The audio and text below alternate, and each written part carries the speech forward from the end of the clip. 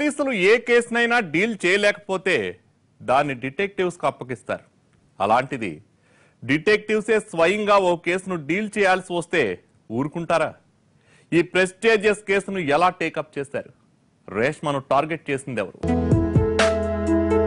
Detective పృథ్వీతో తిరుగుతున్న ఈ అమ్మాయి కృతిక డీప్ గా లవ్ చేస్తోంది. వారంలో 3 రోజులైనా తనను షాపింగ్ కు షికార్లకు తీసుకెళ్లకపోతే కృతిక ఊరుకోదు.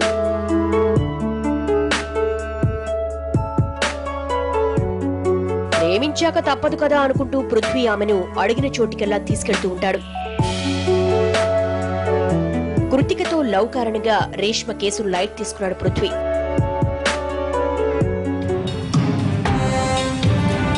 పృథ్వీ, ఆ టాస్క్ ఫోర్స్ కేసు ఎంతవరకు వచ్చింది? వాళ్ళెవరో తెలిసిందా? ఎంక్వైరీ చేస్తున్నాను, త్వరలోనే తెలిసిపోతుంది. చూడు, వర్క్ లో సీరియస్నెస్ ఉండాలి. ఆ కృతిక ఒకటి అదే పనిగా నీకు ఫోన్లు చేయదంటే చేస్తూనే ఉంటుంది. మేడం, నన్నంటే అనండి, కానీ తననేమి అనద్దు. అబ్బో, ఏంటి ఈ వర్క్ కంటే నీకు తనే ఎక్కువైపోయినట్లుందే? అదేం లేదు మేడం, మీ దగ్గర చెక్కులు తీసుకున్నారు కదా, వాటిని మార్చుకునేందుకు వాళ్ళు బ్యాంకుకు వెళ్తారు. అక్కడ మనీ తీసుకుంటారు, లేదా వేరే అకౌంట్ లోకి మనీని ట్రాన్స్ఫర్ చేస్తారు.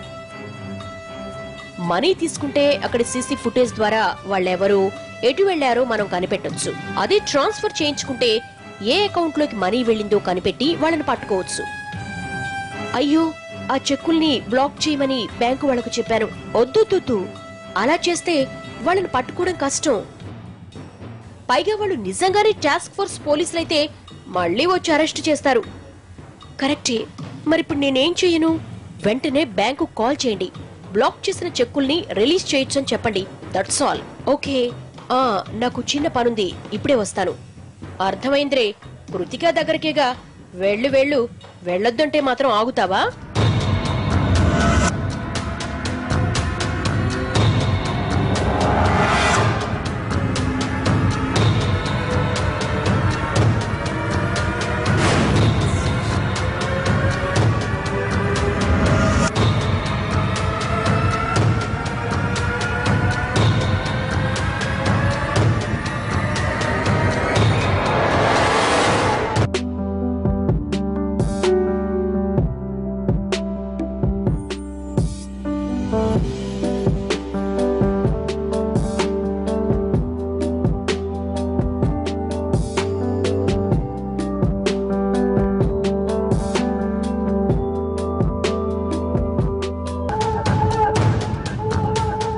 టాస్క్ ఫోర్స్ పోలీసుల్లా వచ్చిన వాళ్ళు చాలా తెలివైన వాళ్ళు. చెక్కుల్ని మార్చేందుకు ఈ బ్యాంకింగ్ ఫెసిలిటీని ఉపయోగించుకున్నారు.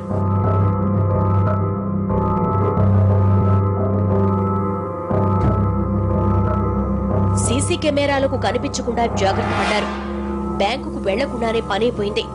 11 లక్షల రూపాయలు 2 అకౌంట్లలోకి ట్రాన్స్ఫర్ అయ్యాయి. ఆ డబ్బులు వాళ్ళు డ్రా చేసుకోవడం కూడా జరిగిపోయింది.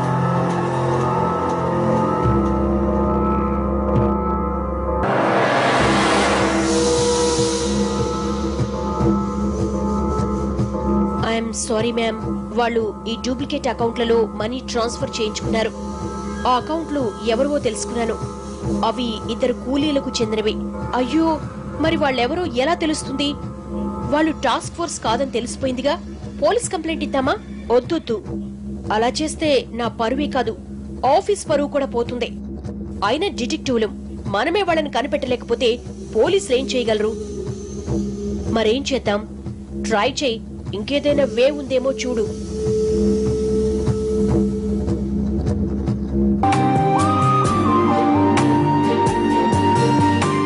Wow, gold chain నాకేనా?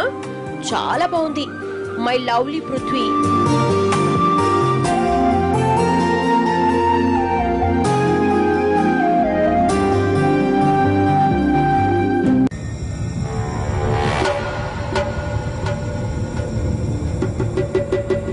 పృథ్వీకి తెలియని విషయం ఏమిటంటే, కొన్ని రోజులుగా అతన్ని senior detective Dheeraj గమనిస్తున్నాడు.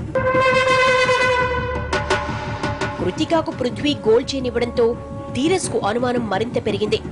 Prithvi bank details తెలుసుకోవాలని డిసైడ్ అయ్యాడు.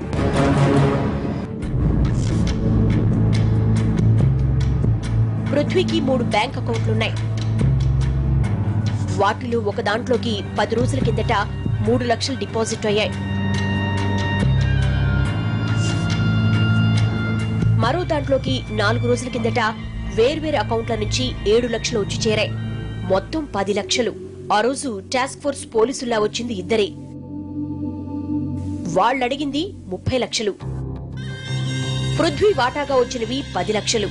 ఆ రోజు క్యాష్ కింద తీసుకున్న 9 లక్షల్లో 3 లక్షల్ని ముందే పృథ్వీకి చెందిన ఓ అకౌంట్లో వేశారు. బంగారం అమ్మి చెక్కుల్ని డ్రా చేయగా వచ్చిన డబ్బులో 7 లక్షల్ని మళ్లీ డిపాజిట్ చేశారు. అంటే వీడే వాళ్ళిద్దరితో చేతులు కలిపి ఇదంతా చేయించుంటాడు.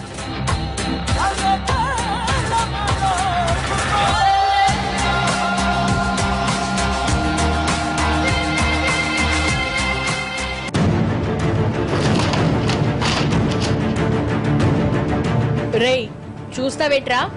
చెప్పు, ఎందుకు చేసావు ఇదంతా? వీడే ఇదంతా చేయించింది. ఆ టాస్క్ ఫోర్స్ డ్రామా నడిపించింది వీడే. నా ఎక్స్పెక్టేషన్ కరెక్ట్ అయింది. పక్కనే ఉండి బాగానే ప్లాన్ వేశావు. ఎందుకు చేసావురా? చెప్పరా, అడుగుతుందిగా, చెప్పు.